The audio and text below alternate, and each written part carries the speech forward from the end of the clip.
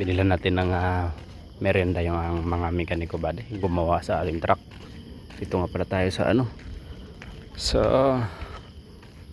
ewan ko basta dito sa secret na area. And buddy, hiring din sila ng mekaniko buddy. Kulang kami ng mekaniko kumbaga. Naghahanap din yan sila. Ayan.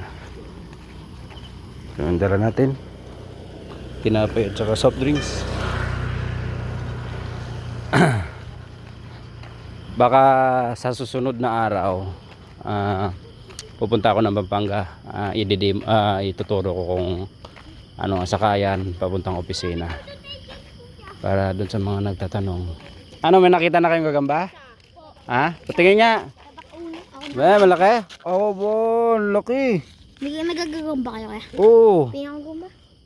Bukas babalik ako dito. Anong oras? Mga ganito. Titingnan ko ha. Mga bata.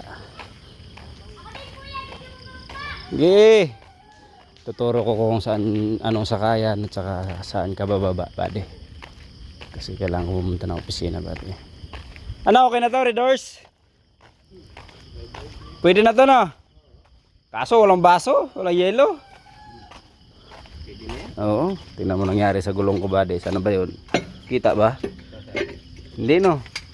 Ay, buddy, ayaw mo. Ayan, buddy, oh. Tuklap nga. Tuklap yan, yan. Ayan, pag ganyan, sa pier, okay lang. Dito, hindi pwede. Sa mga barako ng kanlas, buddy, oh. Nakatanggal ng gulong. Gulong nga, tinatanggal, babae pa kaya. Aw, sorry naman. Soft drinks muna.